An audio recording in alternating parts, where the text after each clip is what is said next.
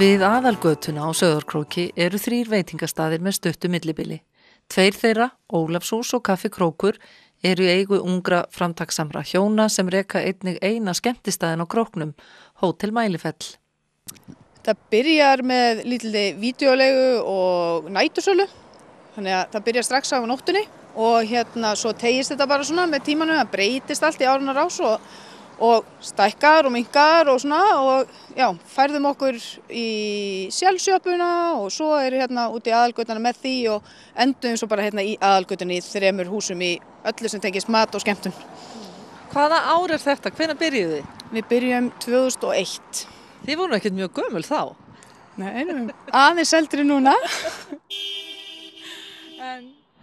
Nei, það er bara kom hugmynd og þá er bara framkvæma og gera eitthvað. Ólafshús er svona byrjunin og út frá Ólafshúsi göngum við alltaf. Það er ekki allt árið og bara í öllu mögulegu. Alveg, já, mataflóran bara eins og hún kemur fyrir og mikil áhersla lögð á skaffist hráefni og skaffiska mat. Og svo tengjum við okkur opnum Kaffi Krók á sumrin, tökum á móti, það er náttúrulega bætast alltaf í yfir sumarið þannig að okkur veitir ekki af fleiri sætum og meira plássi og svo höldum við svona stærri skemmtanir á Mælifelli. Og hvernig er að reka þetta á ársgrundvelli?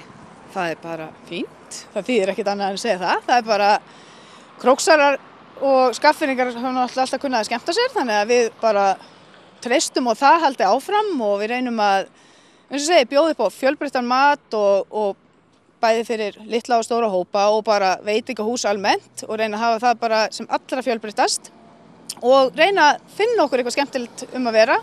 Lifandi tónlist, við gerum mikið á því að hafa lifandi tónlist og halda utanum eitthvað skemmtanahald hver einustu helgi. Þannig að, já, bara... Já, það er böllin eru enn í gildi á Króknum?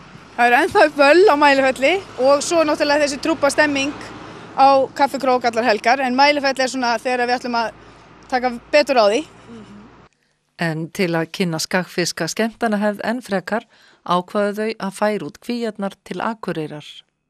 Það er annað félag sem við erum hluthafar í og sem að reka Kaffi Akureyrar og Pósthúsbarinn sem er bara mjög skemmtilegt. Kaffi Krókur og Kaffi Akureyrar eru ekkert ósvipaðir staðir, svona skemmtanalega séð. Það eru lifandi tónlist og trúbadórar og svo er Pósthúsbarinn DJ-staður. Við kannski tökum bara svona sýnisókn á því stundum á Mælifelli en já, þetta tengist svipað. En er ekki kostur að hafa þetta í raun og veru bara sitt hvoru megin við Tröllaskagann og geta nýtt þá skemmtikraftana á báða staði? Jú, það er kostur og það er hægt að samnýta og náttúrulega bara nærðu góðum tengslum við tónlistamennina. Það er náttúrulega maður manns gaman og við þurfum góða tónlistamenn. Finnst okkur til þess að halda þeirri svona stemmingu. En hvað með þennan skagfiska mat? Segðu mér aðeins um það. Hvernig er það tilkomið og hvernig er því tekið? Því er tekið mjög vel og útlendingar sem og Íslendingar mjög spenntir fyrir að fá gott hráefni sem er tengt við staðina. Við hefum kannski ekki eina sérstaka matarhefð en við höldum utanum þetta í matarkistunni Skagafirði og við hefum fullt af hráefni, fullt af lambi, lunda, fullt af fiski og fólald. Það er endalaust af að taka og þó hefðirna séu náttúrulega Ísland er ekki svo stórt að það eru kannski ekki sérstaklega skaffiskar en þá er fólk mjög hrifið að því að heyra smá sögu og tengja og bara fá gott hráefni, gott skaffis nýtt hráefni. En breytist ekki Krókurinn voða mikið á sumrin? Má ekki segja að hann breyti alveg svip með tilkomu ferðamanna? Jú, auðvitað og það hefur aukist bara ár frá ári og alltaf að verða meira og meira og við þurfum að taka á því og það verður bara, bærin lifna við á sumrin og þá er Kaffi Krókur opið bara alla daga vikunar og það verður bara miklu meira líf. Þá eru komin sólhúsgögn, fólk getur setið úti og það er bara miklu meira líf.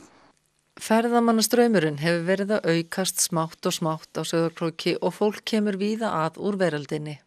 Við höfum verið að fá svolítið mikið Bandaríkjamönnum, Þjóðverjum, við höfum að fá Ísrael og það hefur eiginlega bara verið alls staðar að, Suður-Ameríku. Ég myndi segja að það væri bara svona frá öllum heimshornum. En finnið þið fyrir því að ferðamannastraumurinn er að breytast og það er að lengjast í báðar áttir? Já, við finnum aðeins fyrir því en vildum kannski finna meira fyrir því. Og okkur finnst kannski ofta að það væri gaman ef að fleiri myndu koma við hér. Og það væri skemmtilegt að fá tengingu eftir að Héðinsfjarðargöngin komu. Það væri skemmtilegt að fá fleiri í gegn hingað á leiðinni suður eða norður. Þannig að vonandi á það bara eftir að aukast ennþá meira. Þið ekki með einhver ráð upp í erminni við því? Hvernig hægt að lokka fleiri hingað? Það ekki komin ef við erum að vinna í því, sko. Nú erum við alveg á fullu að undirbúa sumarið og við ætlum okkur að næla bæði Íslendinga og útlendinga á krókinn.